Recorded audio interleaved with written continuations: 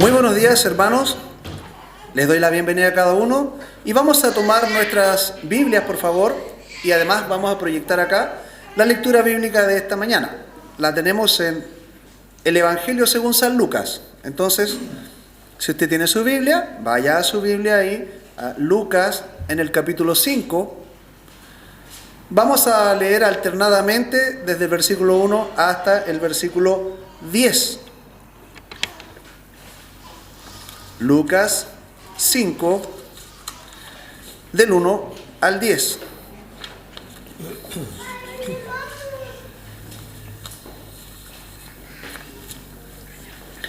Lo leemos de manera alternada. ¿Le parece? Y la palabra de Dios comienza y dice así. Aconteció que estando Jesús junto al lago de Genesaret, el gentío se agolpaba sobre él para oír la palabra de Dios. Y vio dos barcas que estaban cerca de la orilla del lago, y los pescadores habían descendido de ellas, lavaban sus redes. Y entrando en una de aquellas barcas, la cual era de Simón, le rogó que le apartase de tierra un poco, y sentándose, enseñaba desde la barca a la multitud. Cuando terminó de hablar, dijo Simón: ponga mar adentro y echad vuestras redes para pescar. Respondiendo Simón, le dijo: Maestro, toda la noche hemos estado trabajando y nada hemos pescado, mas en tu palabra echaré la red. Y habiéndolo hecho, encerraron gran cantidad de peces y su red se rompía. Entonces hicieron señas a los compañeros que estaban en la otra barca para que viniesen a ayudarles. Y vinieron y llenaron ambas barcas de tal manera que se hundían. Viendo esto, Simón Pedro cayó de rodillas ante Jesús, diciendo: Apártate de mí, Señor, porque soy hombre pecador. Porque por la pesca que habían hecho, el temor se había apoderado de él y de todos los que estaban con él, y todos juntos, y asimismo de Jacobo y de Juan, hijos de Zebedeo, que eran compañeros de Simón. Pero Jesús dijo a Simón: no temas, desde ahora serás pescador de hombres. Que el Señor bendiga su palabra. Hermosa porción de las Escrituras.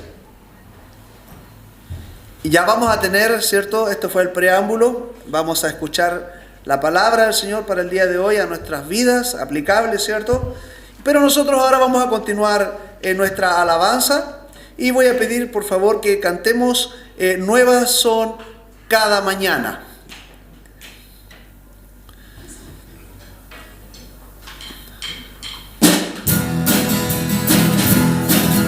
Vean las bondades de nuestro Dios. Las bondades de nuestro Dios nunca se acabarán, y su compasión no desaparecerá. Nuevas son cada mañana, nuevas son día a día. Oh, tu fidelidad grande es.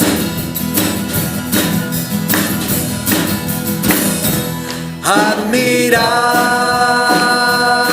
es su gracia, abundante ella es, y su misericordia no desaparecerá. Nuevas son cada mañana, nuevas son día a día. Oh, tu fidelidad grande es.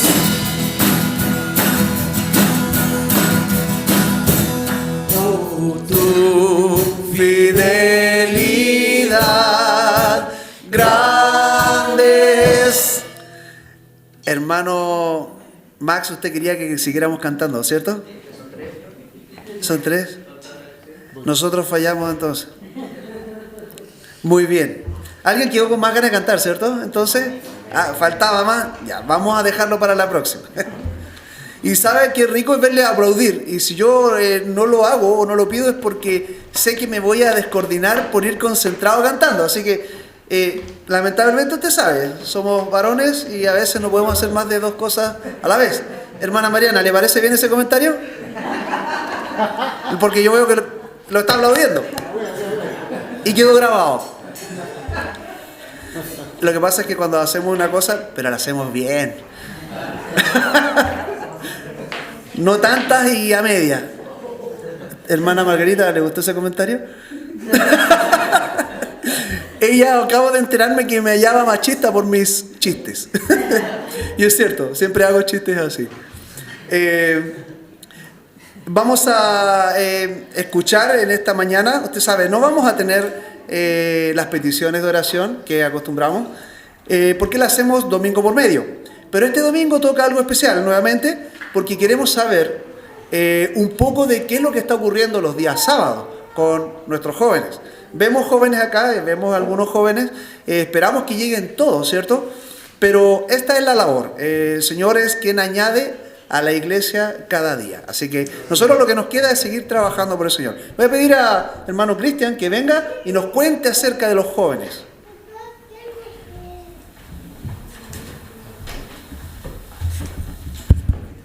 Bueno, ¿estás?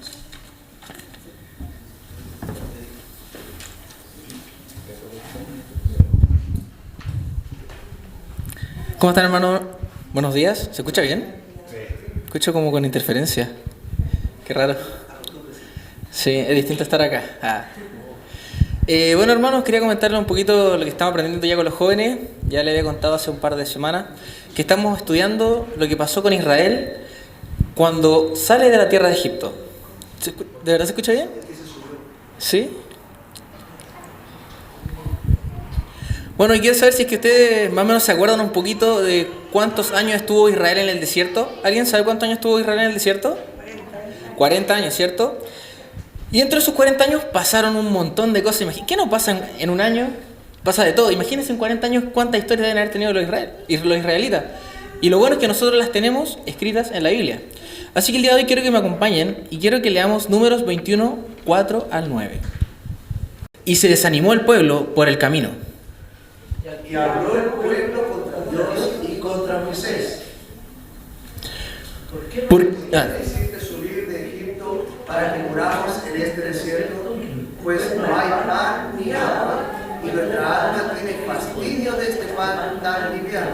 Y Jehová envió entre el pueblo serpientes ardientes que mordían al pueblo, y murió mucho pueblo de Israel.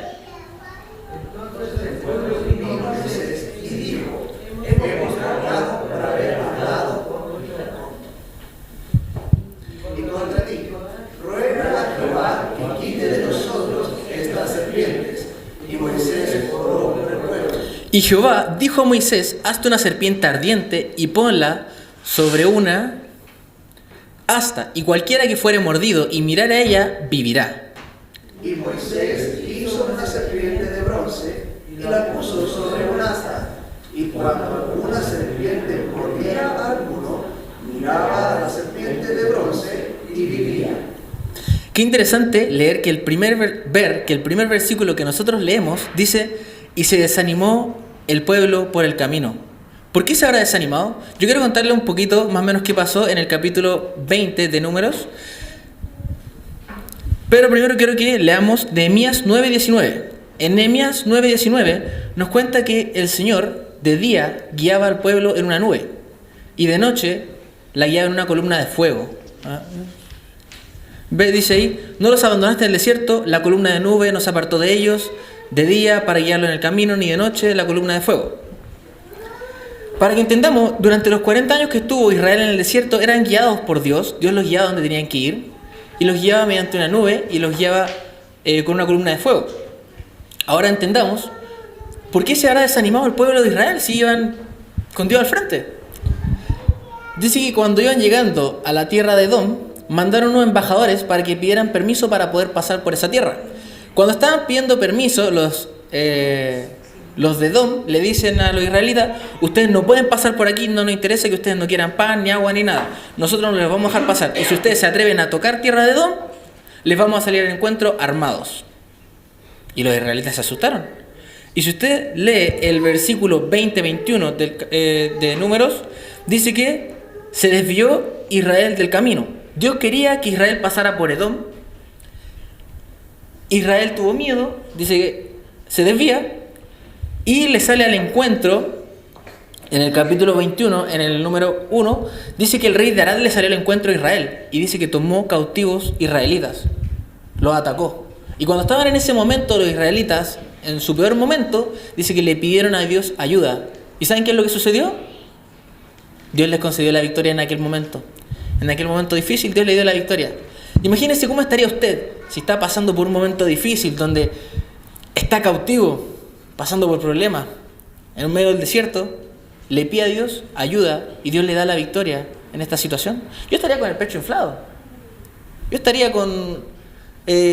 motivado, con ganas de seguir. Sin embargo, cuando Dios le da la victoria a Israel, le dice: ok, ahora vuelve donde yo te dije, ve por el camino de Edom.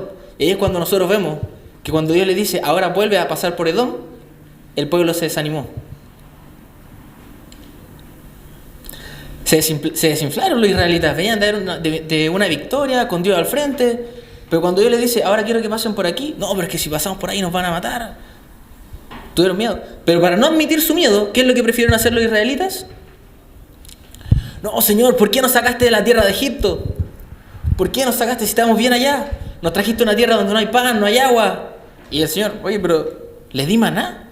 ¿Qué? ¿Estamos chatos de este pan liviano? Imagínense, qué mal agradecidos los israelitas. Pero mal agradecidos totales. Fuera que en el capítulo 21 nos cuenta que Dios les dio agua de la roca, hizo milagros con ellos, les trajo pan del cielo y agua de la roca, y ellos son unos mal agradecidos. Ahora intentemos entender el carácter de Dios, porque si leemos el versículo 6 de Números 21:6, dice: y Jehová envió entre el pueblo serpientes que mordían al pueblo, y murió mucho pueblo. Yo quedé bastante, no sé si decir choqueado, pero fuerte que Dios le haya mandado a su pueblo, al pueblo que Él dijo que los voy a sacar, le haya mandado serpientes. ¿Cómo se sentiría? Yo me sentiría, no sé, me chocó ver este versículo. Pero yo no me había percatado de un detalle muy interesante, y me imagino que ustedes piensan igual. Yo me hice la siguiente pregunta, y espero que ustedes se la hagan. ¿Por qué Dios le enviaría serpientes a su pueblo? ¿Usted se haría esa pregunta? Yo me la hago. ¿Por qué Dios enviaría serpientes al pueblo? Y lo comprendí cuando decidí leer las palabras en hebreo. La palabra que se usa para decir Jehová envió, esa palabra envió es Waisalá. Y esta palabra tiene tres funciones o tres palabras que pueden significar lo mismo, que es dejar, salir, enviar.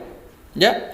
Y un problema, o más que un problema, una gran complejidad que existe en las traducciones del español al hebreo, o sea, del hebreo al español, es que en español las comas son demasiado importantes y en hebreo no existen las comas. Por ejemplo, en español nosotros podemos decir la frase no, me quiero morir, y eso significa se quiere morir. Muchas gracias, Eli. No, me quiero morir. Pero si ahora quito esa coma, ¿qué significa no me quiero morir? Que no me quiero morir. Misma frase, una coma, un significado totalmente distinto. Ahora quiero que tengan ese concepto en la mente y piensen que Waisalá puede significar dejar, salir, enviar, y podríamos leer el capítulo de la siguiente manera. Jehová envió entre el pueblo serpientes. Yo lo entiendo así, que cuando Jehová sale de entre medio del pueblo, serpientes aparecen y comenzaron a morder al pueblo. Y ustedes podrán pensar, oiga, el hermano Cristian está sacando de contexto, está traduciendo la Biblia de otra manera. ¿Qué está pasando? Puede ser, quizás. Pero le voy a dar un dato más interesante. Y quiero que ustedes piensen en las películas, en el concepto que ustedes tienen del Medio Oriente. ¿Qué concepto tiene usted del Medio Oriente, Nicolás? Que está lleno de serpientes, po. De hecho, en el Medio Oriente existen 8 de las serpientes más peligrosas del mundo. Tenemos la cobra egipcia, extremadamente venenosa, territorial, y si se siente amenazada, no duda en atacar. La víbora del desierto, uno de los animales más peligrosos del desierto y extremadamente peligrosa. Su veneno es tan mortal que hay que ir de inmediato a un hospital, a un centro asistencial. Víbora mola, serpiente negra de Natal, la víbora palestina, víbora de escamas, la víbora del Sinaí.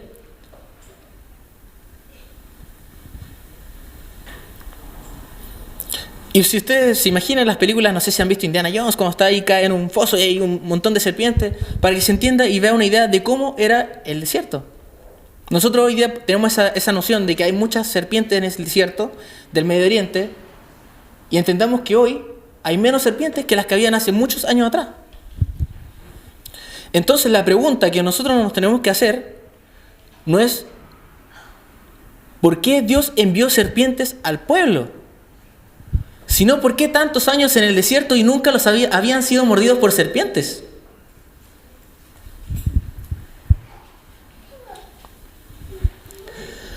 ¿Cuántas cosas hace Dios en mi vida y pasan desapercibidas?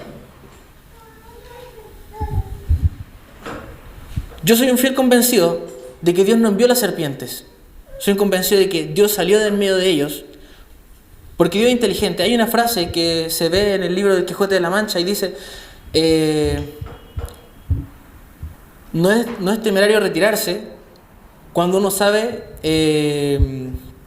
salir. No es huir, sino saber.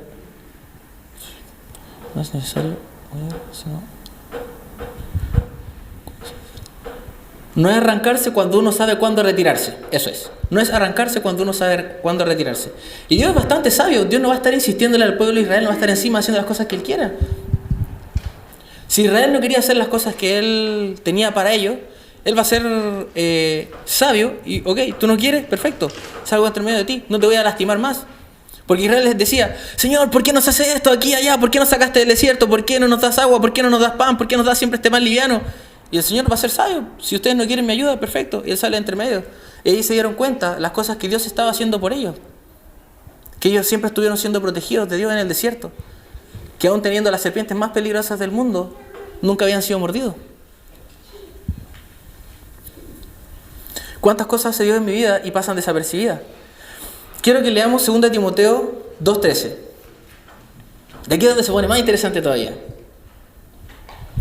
Que aunque yo sea infiel, Dios permanece fiel. Dios no se aleja de nosotros. Somos nosotros los que nos alejamos de su presencia. En Apocalipsis 3:20 dice que Él está a la puerta y llama. Él siempre va a estar para nosotros cuando lo necesitemos. Y es cuando nosotros nos damos cuenta de lo grande y misericordioso que es Dios con nosotros. ¿Alguno de ustedes alguna vez ha ido al gimnasio, ha ido al gym, donde va la gente que está musculosa, entera? Por lo general, hay veces que van los novatos al gimnasio y como que los hombres tenemos la realidad alterada un poco, porque nos creemos los más fuertes, los más todo y estamos recién aprendiendo. Entonces llega un joven, se sienta, pide ayuda, asesoría, el instructor le dice, ok, perfecto, vamos a empezar con, no sé, 30 kilos. No, o sea, que es muy poco, métale 40. Ya, perfecto, vamos a meterle 40. El joven empieza a hacer estas press de banca cuando están acostados, levanta el peso y el instructor asustado le pone las manos en la barra para ayudarlo, para darle el equilibrio y ahí hace la primera y el joven hizo la primera. Después el joven con la realidad alterada dice, no, sabes que yo puedo con los 40, déjame solo, saca las manos. Ok, el instructor saca las manos y el joven no se da cuenta la ayuda que tenía el instructor para que él pudiera levantar la pesa. Lo mismo pasa a veces nosotros con Dios. No nos damos cuenta de la importancia que tiene Dios en nuestra vida. Yo a veces me pongo a pensar, una de las cosas como que tengo incógnitas en mi vida, ¿cómo habría sido ser guiado en el desierto por Dios? A mí me encantaría poder llegar al cielo y preguntarle a Moisés, Moisés, ¿cómo fue hablar con Dios en una zarza? Moisés, ¿cómo fue ver una nube frente a todo el pueblo guiándolos por el medio del desierto? Moisés, ¿cómo fue interesante ser guiado por fuego en la noche? Pero me doy cuenta que Moisés tiene una pregunta más interesante para mí. Y la encuentro en 2 Timoteo 1:14. La encuentro en Efesios 3:17 y en 1 Corintios 3:16. guarda el buen depósito por el Espíritu Santo que mora en nosotros. ¿Me pone 1 Corintios 3:16? Para que habite Cristo por la fe en vuestros corazones. Y aquí en 1 Corintios 3:16. ¿No sabéis que sois templo de Dios y que el Espíritu de Dios mora en vosotros? Yo creo que la pregunta de Moisés es más interesante que la que él me puede hacer a mí que la que yo le puedo hacer a él. Porque él le puede decir, ¿qué fue tener la presencia de Dios en medio de ustedes? Pero él me va a decir, ¿qué se sintió ser templo de Dios? ¿Qué se sintió que muera el Espíritu Santo en ti? Y así como nosotros vimos que la gente, el pueblo de Israel, era mordida por las serpientes y perdían la vida, la única manera que ellos tenían para poder salvarse era viendo una serpiente de bronce. Que cuando ellos eran mordidos, estaban a punto de morirse, miraban la serpiente y se salvaban. Nosotros cuando llegamos a este mundo tenemos los días contados. No sabemos cuándo va a llegar nuestro momento, pero en cualquier momento nosotros podemos morir, podemos partir de aquí. No sabemos.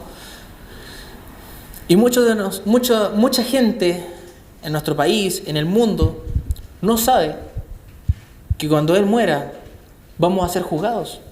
Y hay dos caminos. Una puerta ancha que lleva a la perdición y un camino angosto que lleva a la salvación. Sin embargo, es más fácil de lo que nosotros creemos, porque así como ellos se salvaban mirando esa serpiente, nosotros nos podemos salvar mirando aquella cruz que Dios mostró cuando Jesucristo fue crucificado. Esa es la manera en que nosotros podemos salvar no solamente nuestra vida, sino que también salvar nuestra alma. Pero Dios no va a obligarnos. Dios nos da una opción. Por eso es que nosotros leemos que dice que Él está a la puerta y llama. Él no se va a meter en tu casa. Dios está esperando esa oportunidad para entrar en tu casa. Dios quiere que tú le abras la puerta. A veces pedimos bendición por Dios, pero no le abrimos la puerta. Y no nos damos cuenta de todas las cosas que Dios nos puede dar a nosotros, sin merecerlo. Y llegamos a ser incluso como los israelitas, que tanto criticamos a veces. Es muy interesante agarrar la Biblia y empezar a criticar. No, que David hizo esto, los israelitas, ¿cómo hacían esto? Los israelitas teniendo a Dios hacían estas cosas. ¿Cómo pudieron haber hablado en contra de Dios y les dio todo esto? Y nosotros somos iguales, y a veces es peor. Y lo peor de todo es que no nos damos cuenta. Pero doy gracias, porque cuando yo soy infiel, Dios permanece fiel. Y esas fueron las cosas que estamos aprendiendo con los jóvenes. Que dentro de la historia que nos muestra la Biblia, podemos ver lo hermoso que es vivir con Cristo, que es vivir con Dios. Que así como los israelitas se seguían salvando, Dios no cambia la forma, cambian los tiempos, pueden pasar muchas cosas. Pero Dios sigue trabajando de la misma manera, que así como trabajó con los israelitas y les mostró que ellos se podían salvar con una serpiente, Dios nos está mostrando a nosotros cómo salvarnos mediante una cruz, mediante Jesucristo. Muchas gracias.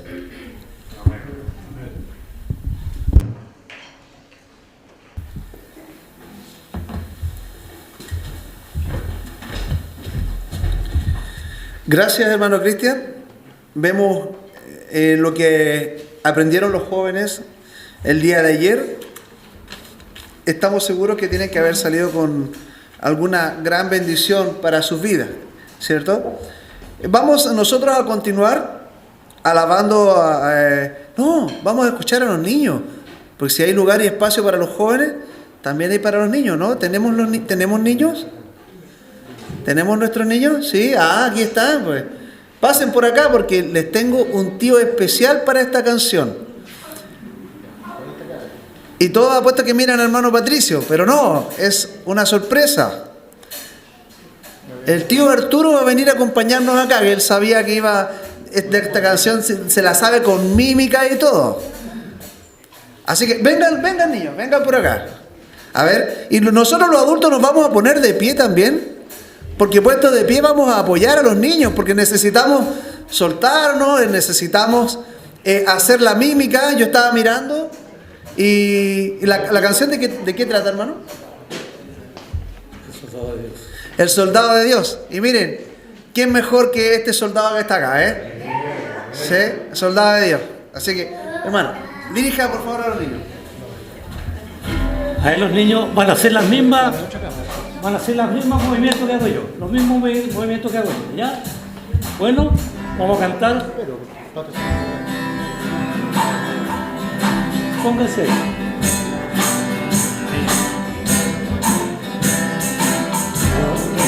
De la infantería, caballería, artillería, aunque el avión no vaya a volar, pero soldado soy de Jesús, soldado soy de Jesús, aunque no soy de la infantería.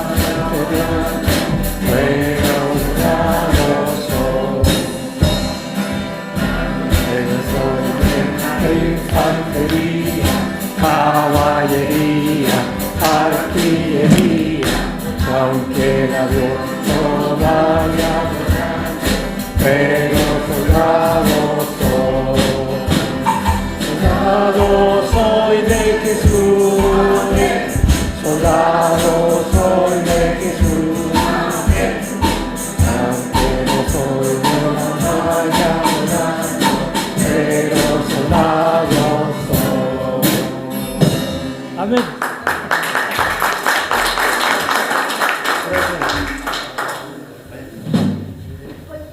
Gracias, niño.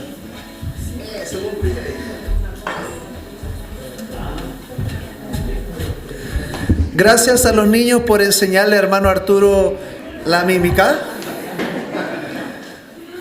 De repente era, aunque no vaya volando, pero hermano Arturo iba cabalgando en ese rato. Se le cruzaba, ¿se da cuenta por qué no lo hago yo? ¿Por qué no aplaudo? No me expongo. Y el próximo domingo creo que le toca a hermano Jonathan. No va a venir ni con los niños, va a venir. Vamos a tratar de ¿cómo se llama? De incorporar. Y usted ve, los niños pasan acá al frente porque tienen un corazón para el servicio. Ellos no se dan cuenta, pero nosotros esperamos que hay potencial ahí y que los podamos ver como Dios los ocupe después en distintos ministerios, ¿cierto? Todo ese es el objetivo. A veces no es fácil estar acá. Lo que escuchaba recién a Cristian que decía que raro se siente acá. Sí, es distinto. No es lo mismo estar ahí que estar acá. Pero así es esto. Nosotros en realidad lo único que hacemos es, Señor, actúa tú y haz las cosas porque solo estoy aquí, estoy en tus manos. Así que ese debe ser nuestro objetivo, nuestro propósito. Y ahora vamos nosotros sí a cantar, así como los niños nos enseñaron a nosotros.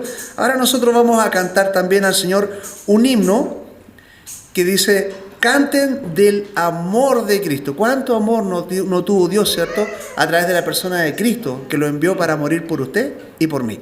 Así que vamos a tenerlo en forma de canto a través de este hermoso himno que creo todos nos sabemos. Y voy a pedir por favor si nos ponemos también de pie una vez más. Ya vamos a tener buen tiempo para estar escuchando la predicación y vamos a estar sentados. Vamos a cantar Canten del amor de Cristo.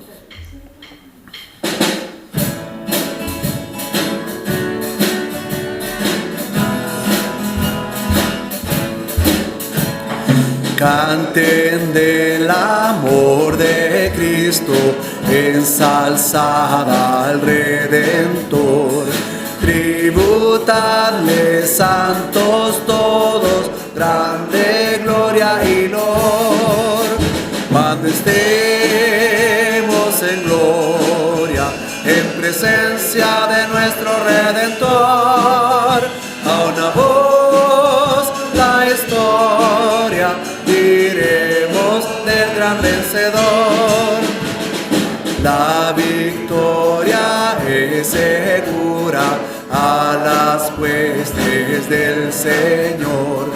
Oh, pelea con la mirada puesta en nuestro protector. Cuando estemos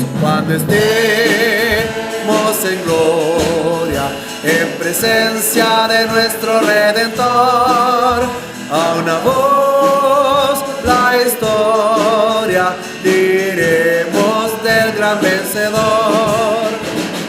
El pendón alza cristianos de la cruz y caminar. El triunfo siempre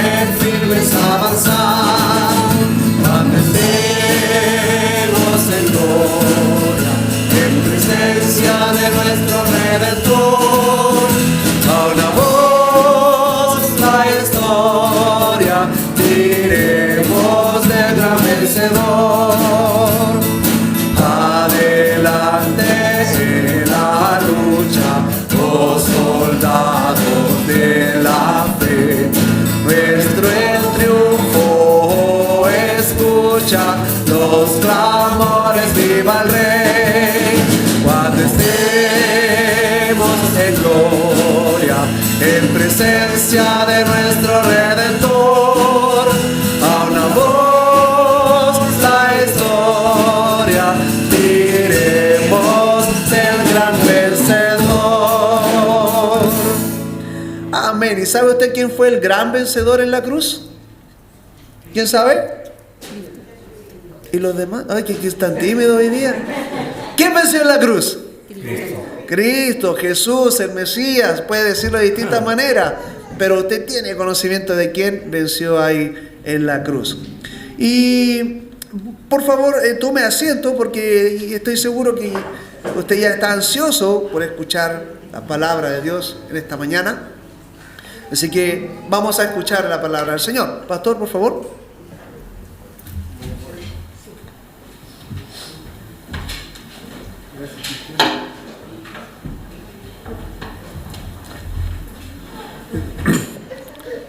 Damos gracias al Señor por este día. Dejamos que los niños pasen a la clase.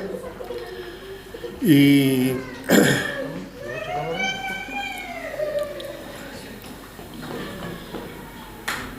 es bueno saber que los jóvenes están recibiendo buena enseñanza. Es bueno saber que no es una pérdida de tiempo.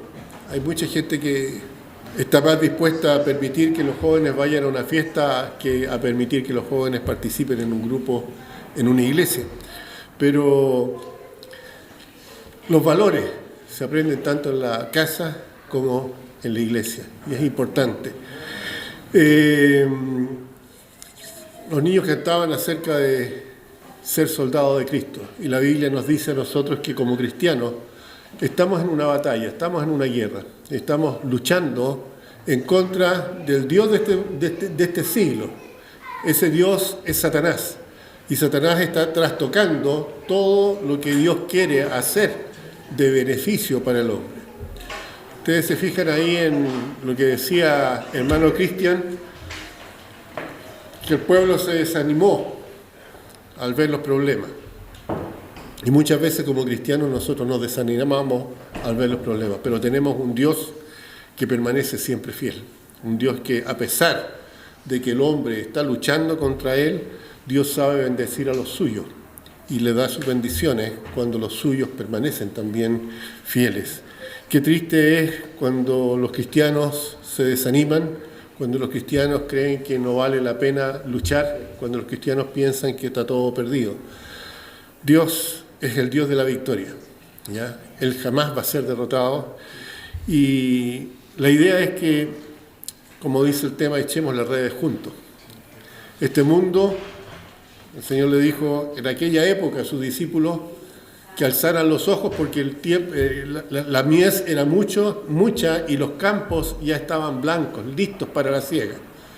Si uno estudia la Biblia, lo que estamos viviendo en este tiempo no se había vivido antes. Estamos experimentando, yo creo que los últimos tiempos, yo estoy convencido de eso. El mal está imperando, la ciencia ha avanzado mucho, y a pesar de que la ciencia ha avanzado tanto, el mal va a la par con la ciencia. El hombre se cree capaz de entronarse, por así decirlo, en el lugar que le corresponde a Dios. El tema de hoy, echando la red juntos, tiene que ver con la misión de la iglesia, ¿ya? Y el texto se encuentra sacado de la lectura bíblica que estaba en Lucas 5, del 1 al 10. El texto se encuentra en el versículo 4. Y la palabra del Señor dice: cuando terminó de hablar Cristo, dijo a Simón: boga mar adentro y echad vuestras redes para pescar. Tengamos un momento de oración, les pido que inclinen su rostro. Padre Santo, damos gracias, Señor, en este momento por el privilegio que tenemos de contar con su presencia. No me canso de repetir que usted nos dijo que donde hay 2 o 3 congregados en su nombre, usted está ahí en medio de ellos. Y damos gracias, Señor, por estar aquí, por su Espíritu Santo que está en nuestros corazones y por su palabra que permite que nosotros conozcamos lo que es su voluntad y que a través de ella tengamos la fe para poder seguir a Cristo y hacer esa voluntad. Pido que quienes escuchen esta palabra, Señor, también tengan el deseo de volverse a usted.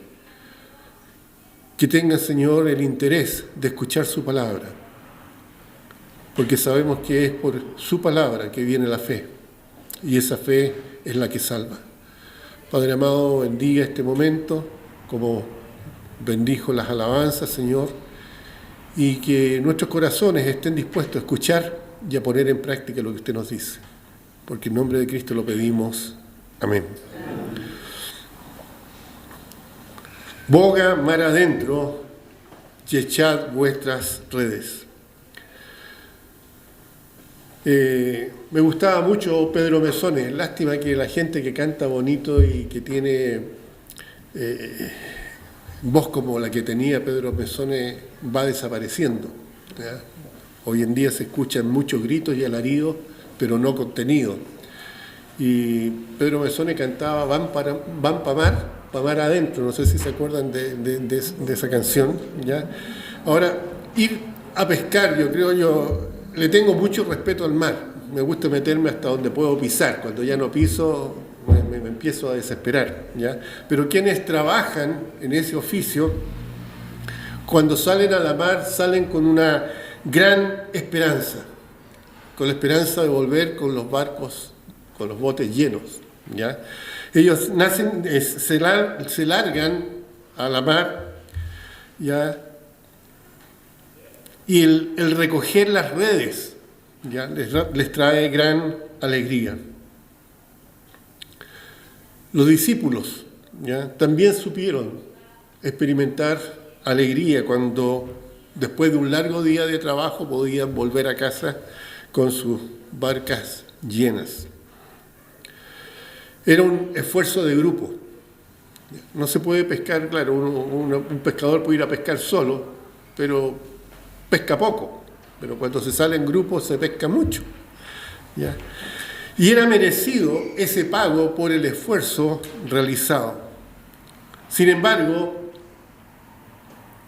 cuando ellos a veces recogían la red y ésta venía vacía, era un gran sentimiento de frustración. Estar todo un tiempo esforzándose bajo el sol, ¿ya? Para no tener la justa recompensa. Motivo de decepción, ¿ya? Quizás como los israelitas, ¿no es cierto?, en el desierto en algún momento se sentían también apesadumbrados y se sentían decepcionados y se sentían fracasados, ¿ya? Hermanos, a veces el trabajo en la iglesia es similar. Nosotros somos un cuerpo en Cristo. Y como cuerpo, cada parte tiene que cumplir su función para el propósito por el cual ha sido creado, ¿ya? El propósito de la iglesia es llevar a cabo la gran comisión. Si por algo Dios nos salvó, si por algo Él conformó este grupo que es la iglesia, su cuerpo, era para llevar a cabo una comisión, era para llevar a cabo un propósito. Y el propósito es llevar el Evangelio al mundo. Los pescadores saben trabajar juntos. Cada uno tiene una labor que realizar mientras están en el trabajo de la pesca. Y lo hacen como un solo hombre, ¿ya? No se dan por vencidos con facilidad, son valientes, trabajan con diligencia. Dentro del grupo de los apóstoles, de aquellos 12, se considera que por lo menos 7 eran pescadores. Y todos ellos, de alguna manera, llegaron a entregar su vida, su tiempo y sus habilidades en las manos del Señor Jesucristo. Ellos estuvieron dispuestos a seguirlo. Y el Señor ocupó sus propiedades, digamos, lo que ellos tenían para beneficio de su obra. Si ustedes se fijan ahí en Lucas 5, del 1 al 3, dice: aconteció que estando Jesús junto al lago de Genesaret, el gentío se agolpaba para oír la palabra de Dios. Y vio dos barcas que estaban cerca de la orilla de ese lago. Y los pescadores, habiendo descendido de ellas, lavaban sus redes.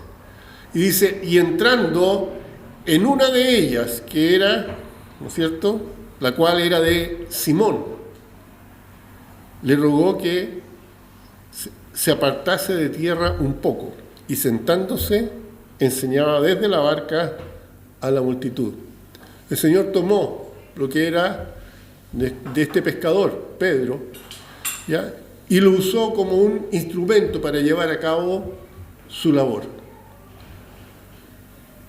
El Señor espera que cada uno de nosotros, aquellos que ya conocemos al Señor, podamos poner en sus manos lo que Él nos ha entregado para que Él pueda realizar su labor. La labor no es nuestra, es la labor del Señor. Todo lo que se pueda hacer, se hace por y para la gloria de Dios. Las redes de los pescadores medían aproximadamente 5 metros de diámetro y en el borde de la red habían unos plomos en forma de campana. Cada uno de ellos sostenía una parte de la red y ellos lanzaban esta red al agua, esperaban que se hundiese y luego daban el tiempo para sacarla. Tiraban una cuerda que iba cerrando la red y luego extraían esa red con los peces y todo ese pescado se echaba a la barca.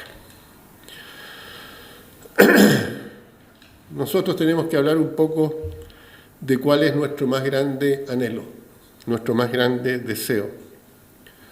Así como Dios escogió la barca de Pedro, Dios escogió a cada uno de nosotros que conforma la iglesia. ¿Ya? Habían distintas barcas, pero se subió, dice la Biblia, a la de Simón, Pedro. En nuestra ciudad hay muchas iglesias que yo creo que tienen el mismo deseo, ganar gente para Cristo. Sin embargo, a ti te puso en esta barca, a ti te puso en esta iglesia. ¿Ya? Por lo tanto, al igual que los pescadores, aquellos que estaban con el Señor y dejaron todo lo que tenían para seguir a Cristo, nosotros tenemos que tener la misma intención, el mismo deseo, priorizar lo que el Señor ha hecho con nosotros. Él nos salvó y nos dio un gran proyecto, y ese proyecto es involucrarnos en la obra. Y ese involucrarse es a través de esa gran comisión, de llevar a cabo la entrega del Evangelio. Ellos dejaron todo en las manos del Señor, sus vidas, su tiempo y sus posesiones, para que Él las usara como Él dispusiera. ¿Qué había ocurrido antes de que ellos tomaran esa decisión? En Lucas 5, versículo 2 y versículo 5 se lee: y vio dos barcas que estaban cerca de la orilla, y los pescadores, dice, habiendo descendido de ellas, lavaban sus redes. Habían terminado su jornada. Respondiendo Simón le dijo: Maestro, el versículo 5, ¿no es cierto?, ante una pregunta del Señor, respondiendo Simón le dijo: Maestro, toda la noche hemos estado trabajando y nada hemos pescado. Y termina Pedro diciendo: más en tu palabra echaré la red. ¿Cuántas veces nosotros llevamos adelante nuestras vidas haciendo las cosas a nuestro modo? pensando que estamos haciéndolo bien, creyendo que tenemos el criterio suficiente como para hacer las cosas, fiando o dependiendo, confiando en nuestras propias capacidades. Y el resultado, hermanos, no siempre es el mejor. Estos hombres conocían su oficio, lo habían hecho muchas veces. Sin embargo, en esta oportunidad, como en otras, se sentían fracasados. Pero hermanos, el Señor sabe cambiar los fracasos en victoria. El llanto, el lamento, lo puede cambiar en una danza. Y todo esto para su gloria y su honra. En Romanos 8:28 dice que sabemos que a los que aman a Dios, todas las cosas les ayudan a bien. Esto es, a los que conforme su propósito son llamados. Aquellos hombres fueron llamados. Aquellos hombres fueron invitados a involucrarse en la obra del Señor, no en sus propias obras, en la obra del Señor. En Romanos 8, 31 y 32 dice, ¿qué pues diremos de esto? Si Dios es por nosotros, ¿quién contra nosotros? El que no escatimó a su propio Hijo, sino que lo entregó por nosotros, ¿cómo no nos dará también con Él todas las cosas? Y estoy pensando en la pesca. En una pesca distinta, ¿no es cierto? Ellos fueron por peces, pero volvieron con las redes vacías, cuando lo hicieron según sus propios esfuerzos. La pesca de estos hombres, su oficio era de este mundo, ¿no es cierto? Ellos iban por peces, pero el Señor les mostró que Él podía hacer, o lo que Él podía hacer cuando ellos se ponían en sus manos. En Marcos 1:17 dice, y Jesús les dijo, venid en pos de mí, y yo haré que seáis pescadores de hombres. Y de esa pesca era la que en realidad estaba hablando el Señor. No estaba hablando de la pesca física. Él ocupó un ejemplo, ocupó la pesca física, la pesca donde no habían tenido ellos la oportunidad de sacar provecho. La pesca que se termina con la comida, ¿ya? Y punto. Él hablaba de una pesca distinta. Él hablaba de una pesca con frutos eternos. Por eso que es importante echar juntos la red. En Lucas 5, versículo 4 y 5 dice, cuando terminó de hablar le dijo a Simón, boga mar adentro y echad vuestras redes para pescar. Respondiendo Simón le dijo, maestro, toda la noche hemos estado trabajando y nada hemos pescado, mas en tu palabra echaré la red. Él le dice vuestras. Eso indica que eran varios los que estaban involucrados en el asunto. Y no solamente le dice a los varios involucrados, sino que les dice que deben bogar mar adentro. Esto significa alejados de la orilla. Esto significa, tal como lo dice él en la Gran Comisión, por todo el mundo. No solamente ahí cerquita, por todo el mundo. Y en el fondo hay que echar la red donde dice Cristo, no donde nosotros nos sentimos cómodos o seguros. Para algunas personas, salir de su comodidad les cuesta. Entrar al mar cuesta. Como les decía al comienzo, para mí, cuando ya no siento el agua, la tierra debajo de los pies me incomoda mucho. Me da una sensación de incertidumbre, de que ya no estoy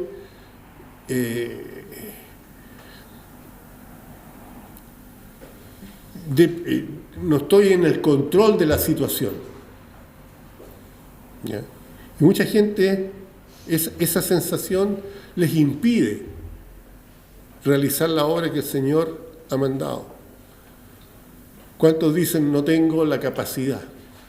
No sé hablar, no conozco toda la Biblia. ¿Cómo voy a presentar el Evangelio? ¿Cómo voy a ir a decirles que sigan a Cristo? Si... Me acuerdo de Moisés, ¿no es cierto? La excusa de él fue, soy tartamudo. ¿Ya? Pero es la obra del Señor y Él capacita. Él capacita. En la palabra dice que no nos preocupemos mucho. Si estamos dispuestos a hacerlo, Él nos dirá qué es lo que tendremos que decir. Muchas veces nosotros no vamos a compartir la palabra. No nos preocupamos de ir a pescar porque nos sentimos incapaces de hacerlo. Pero hermanos, las redes tienen que estar listas. Nosotros tenemos que estar listos. Las redes deben estar limpias y en buen estado. Esto habla de nuestras vidas, de nuestro testimonio, del hecho de que debemos ser vasos limpios. En 2 de Timoteo 2, versículo 19 al 21 dice: pero el fundamento de Dios está firme, teniendo este sello: conoce el Señor a los que son suyos, y apártese de iniquidad todo aquel que invoca el nombre de Cristo. Pero en una casa grande no solamente hay utensilios de oro y de plata, sino también de madera y de barro.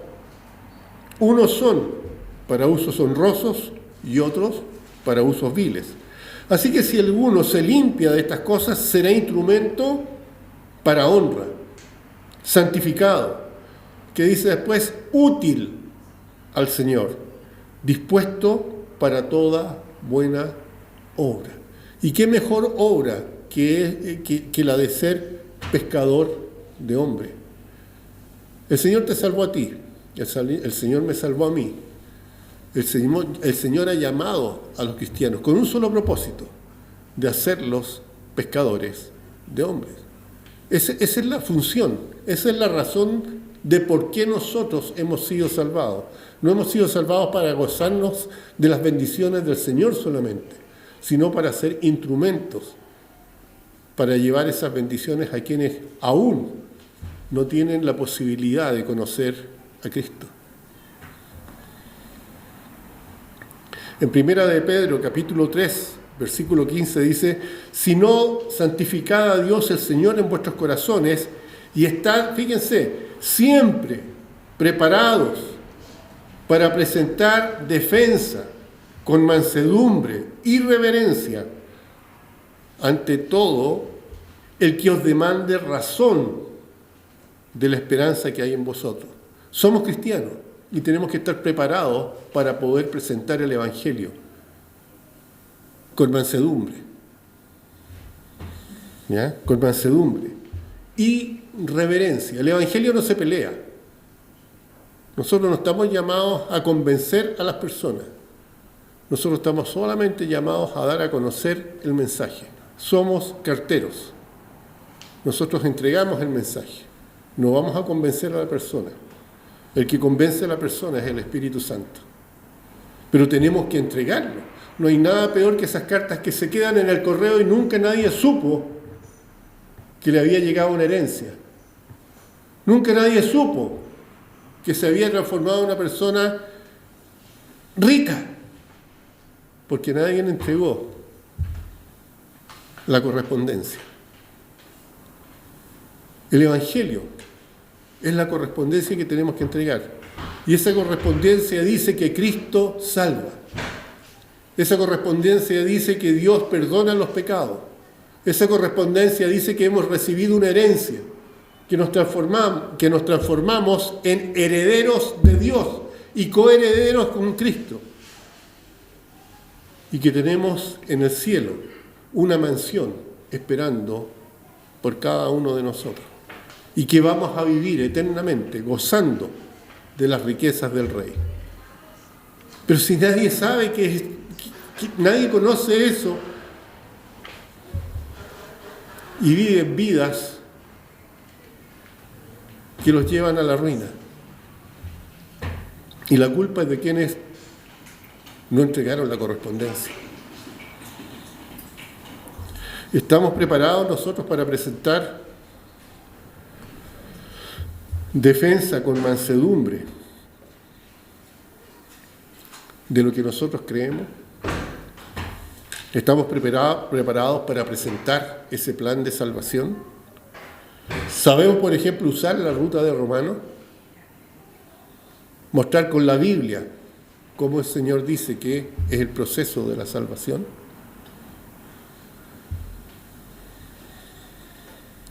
¿Estamos preparados para presentar defensa? Nosotros tenemos fe, creemos lo que dice la Biblia, pero ¿somos capaces de compartirla?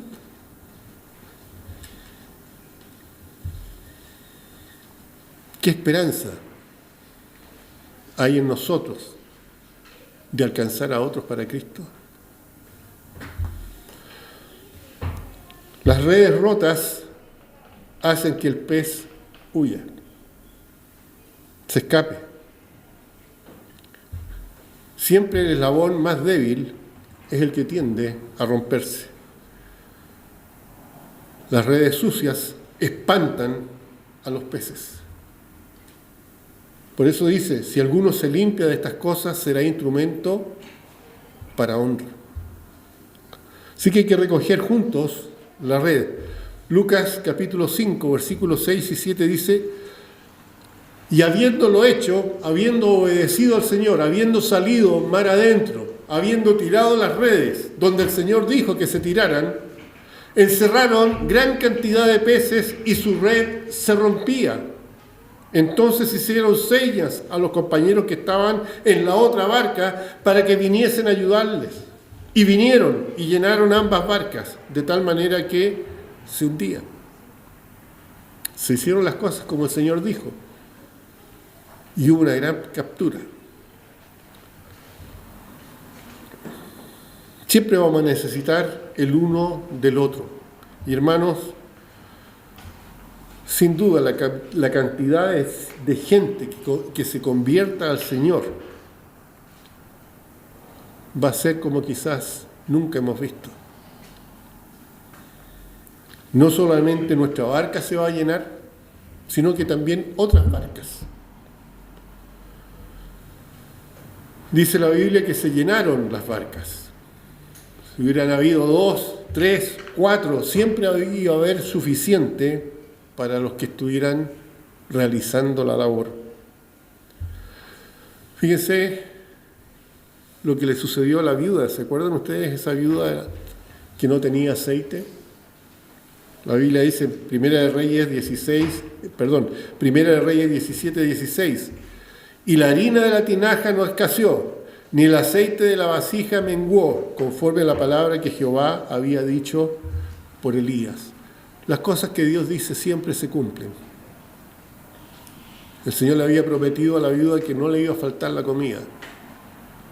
Y el Señor también promete que si hacemos las cosas como Él dice, vamos a encontrar al perdido, vamos a encontrar la pesca que estamos necesitando. Tenemos también que temer, más bien dicho, a Jesús. No nos olvidemos, Él es Dios. Y cuando el Señor dice algo, Dios es el que lo está diciendo. En Lucas 5, versículo 8 al 10 dice, viendo esto Simón Pedro, el milagro, ¿no es cierto? Ellos habían tratado de hacer las cosas y no les había resultado. Pero el Señor les dijo, háganlo así. Y funcionó. Viendo esto, Pedro cayó de rodillas ante Jesús diciendo, apártate de mí, Señor, porque yo soy hombre pecador. Porque por la pesca que habían hecho, el temor se había apoderado de él y de todos los que estaban con él. Asimismo de Jacobo y Juan, hijos de Zebedeo, que eran compañeros de Simón. Pero Jesús dijo a Simón, no temas, desde ahora serás pescador de hombres. Hermanos, nosotros hemos llegado a conocer a Cristo. Nosotros reconocimos que éramos pecadores y le dijimos al Señor, Señor, soy pecador, sálvame, perdona mis pecados, ¿no es cierto? Aceptamos a Cristo como el Señor de nuestra vida. Y así como el Señor le dijo a Simón, nos ha dicho a nosotros, desde ahora serás pescador de hombres. Esto lo tenemos que experimentar juntos con el Señor. Vamos a experimentar esa bendición juntos con el Señor. La Biblia dice que hay gozo en el cielo cuando un pecador se arrepiente. Y así como hay gozo en el cielo, también ese gozo se produce en nosotros. El gozo de saber que otra persona ha sido liberada. El gozo de saber que otra persona ha escapado de las redes de Satanás. El gozo de saber que estamos compartiendo la vida eterna con otra persona. Que hemos sido instrumentos para que otro llegue a conocer a Cristo. Alegrías que vamos a experimentar juntos con el Señor. Quizás nosotros o alguno de ustedes está viviendo la vida de esa manera. Y hoy el Señor le está dando la oportunidad a esa persona para dejarlo todo y seguirlo a Él. La vida recobra valor o recobra su valor cuando ponemos la vida en las manos del Señor. Él podrá cuidar nuestra vida. Él le dará el mejor propósito para toda la eternidad. Pablo lo entendió de esa manera. Él dijo en 2 de Timoteo 2, versículo 8 al 14, por tanto, no te avergüences, dice, de dar testimonio de nuestro Señor. Ni de mí, preso suyo, dijo Pablo, sino participa de las aflicciones por el Evangelio según el poder de Dios, quien nos salvó y nos llamó con llamamiento santo, no conforme a nuestras obras, sino según el propósito suyo y la gracia que nos fue dada en Cristo Jesús antes de los tiempos de los siglos, pero que ahora ha sido manifestado por la aparición de nuestro Señor, de nuestro Salvador Jesucristo, el cual quitó la muerte y sacó a luz la vida y la inmortalidad por el Evangelio, del cual yo fui constituido predicador, apóstol y maestro de los gentiles, por lo cual asimismo padezco esto, pero no me avergüenzo, porque yo sé en quién he creído, y estoy seguro que es poderoso para guardar mi depósito para aquel día. Retén la forma de las sanas palabras que de mí oíste, en la fe y amor que es en Cristo Jesús. Guarda el buen depósito por el Espíritu Santo que mora en nosotros. Pablo lo dijo.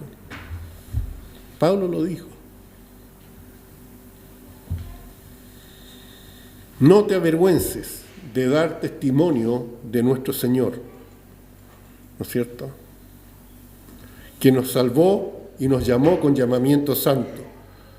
No porque seamos capaces, no conforme a nuestras obras, sino según el propósito suyo y la gracia que nos fue dada en Cristo Jesús antes de los tiempos, dice.